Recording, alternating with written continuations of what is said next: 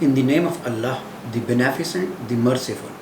Dear audience, Assalamu alaikum. I am Dr. Khurram Shehzad from National University of Modern Languages, Islamabad. In my last video, I talked about lexical categories. Today I am going to talk about grammatical categories in syntax. Dear audience, we should remember that lexical categories, they will be joined together with the help of grammatical categories. So we need to understand the role of grammar. It will help us to understand that how different kinds of lexical categories such as noun or noun phrase, verb or verb phrase, adjectival phrase, prepositional phrase, they will be joined together in order to get the right kind of grammatical category that we require.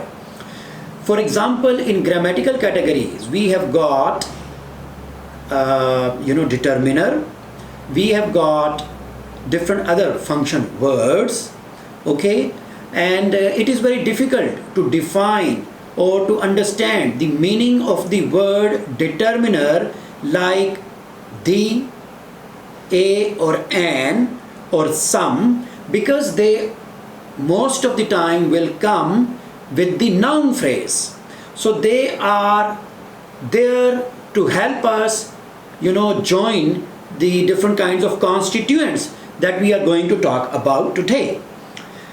So the main goal of syntax is building grammar that can generate an infinite set of well-formed grammatical English sentences.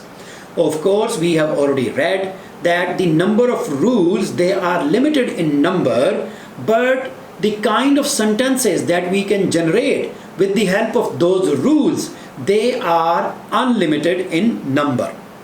But we need to understand that how we can make use of those limited rules so that we should be able to produce unlimited number of English sentences. Let us see what kind of grammar we can develop now that we have lexical categories. To start off, we will use the examples in 32. A man kicked the ball. A tall boy threw the ball. The cat chased the long string. The happy student played the piano. So we have got a man. So basically lexical category here, noun. We are talking about man is the noun, but with the word man, we know that a determiner has to be there. Therefore, a man we can call a noun phrase. A tall boy, then again along with the lexical category boy, we have got two pre-terminal nodes, that is a and tall. So a is determiner and tall is adjective. And of course, we should remember determiner is the necessary part of a noun phrase. If the noun is singular, then determiner has to be there. But adjective is an optional part of the noun phrase. And usually we can have one adjective or we can have more than one adjectives that can come before the noun. The cat chased the long string. The cat. So again here we have got the noun phrase, that is the cat. So here lexical category is cat, and grammatically determiner is added with the word cat, and we have got a noun phrase. And our previous knowledge tells us that in English we have got noun phrase, then we have got verb phrase, and after the verb phrase again sometimes we have a noun phrase. And this is how one type of sentence is formed. The happy student played the piano. The happy student. So student is the lexical category, but the happy student, it will turn it into a grammatical category, and we have got the, which is a determiner, and happy, which is an adjective. Given only the lexical categories that we have identified so far, we can set up a grammar rule for sentence S like the following. So in 33, Peter Sells talks about the rule, and the rule says S is equal to determiner, Then in bracket we have got A. A stands for adjective. It is optional. It is not necessary. Then there is N, that is why it is not in brackets. So without N we cannot have a noun phrase, because N here, noun is the head word. Without head word, noun phrase cannot be formed. Without verb phrase cannot be formed. So these things we should understand, and we should know that within the noun phrase or within the verb phrase, noun is the head word, and we can have some optional things before the noun or after the noun.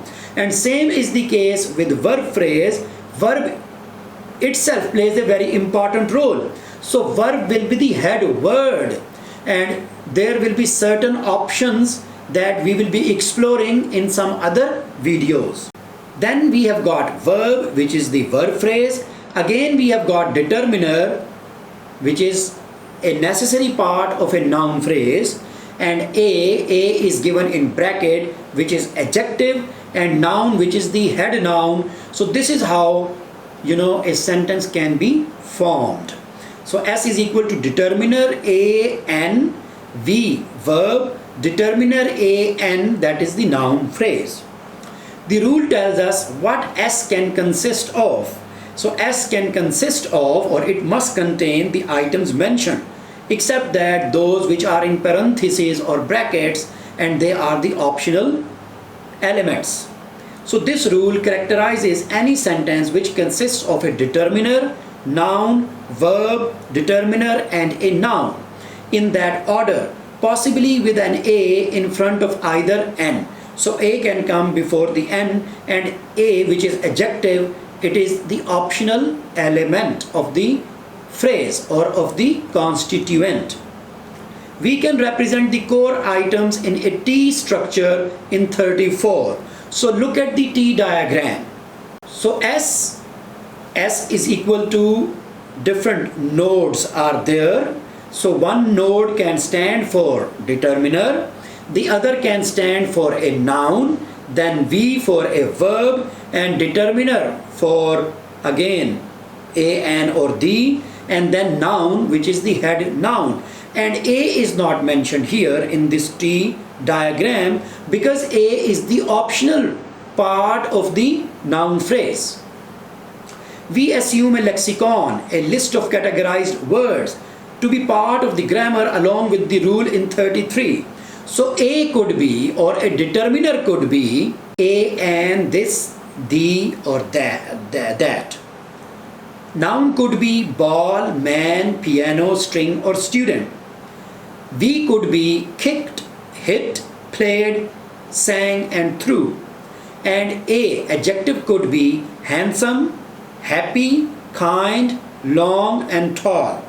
But again we should remember that we cannot create constituents with the help of these lexical categories if we do not know the rules.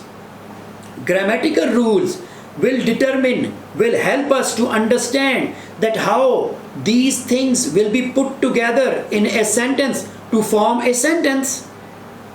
Because we cannot say, for example, played string, we cannot say man, long, through, we cannot say handsome, this man, we cannot say ball, tall, long.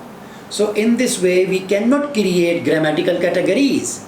It means there is a rule, it means there is some structure, and we will have to follow that structure. We will have to follow those rules so that we should produce grammatically correct English sentences.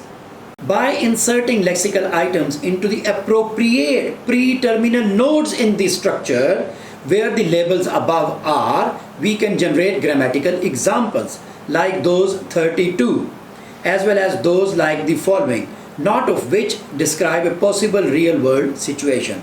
The ball hit a student. So this we cannot do so. The piano played a song. The piano kicked a student. So these are ungrammatical sentences. So we will have to understand what is the role of a noun phrase, how the noun phrase will be formed, what is the role of a verb phrase, how the verb phrase will be formed, and then another noun phrase. So noun phrase which can come at the place of an object, it is not necessary that it can also come at the place of a subject place. So we will have to be careful. We will have to understand the rules of English grammar and see that how we can produce, with the help of those limited number of rules, unlimited number of English sentences. Notice that even this simple grammar rule can easily extend to generate an infinite number of English sentences by allowing iteration of the A. S is equal to determiner, A adjective which is optional, N noun, then V verb, and determiner, adjective and noun. And this is how we can produce correct English sentences. The tall man kicked the ball. The tall handsome man kicked the ball. We should also remember another rule, that is subject and verb agreement rule. Look at these two sentences. The mother of the boy and the girl is arriving soon. The mother of the boy and the girl are arriving soon. So we will have to see that what kind of category we can create, so that we should be in a position to understand that what is the difference, why in one sentence is used and in another sentence are is used. So grammatical category will help us understand that how with the help of a grammatical category we are going to make the constituent. Why do the verbs in these two sentences have different agreement patterns? Look at 41. The mother of the boy and the girl is arriving soon. Here mother is one and mother of the boy and the girl, so is arriving soon. Then the mother of the boy and the girl are arriving soon. So one constituent is the mother of the boy and the other constituent is the girl. So when there are two noun phrases, they will be joined with the help of a conjunction and they will become plural. The different groupings shown by the brackets indicate who is arriving in 41, the mother, while in 41b it is both the mother and the girl.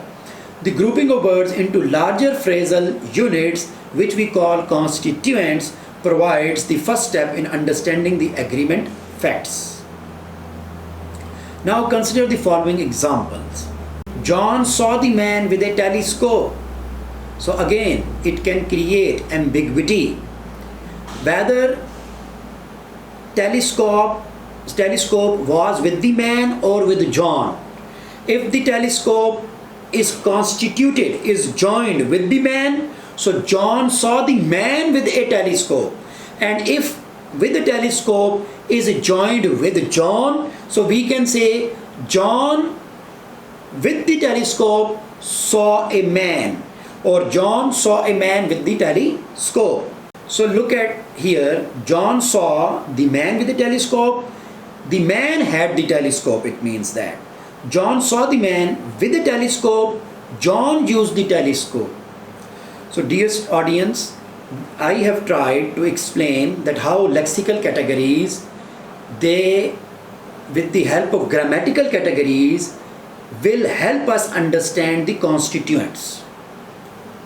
Even these very cursory observations indicate that a grammar with only lexical categories does not adequate for describing syntax, adequately describe syntax.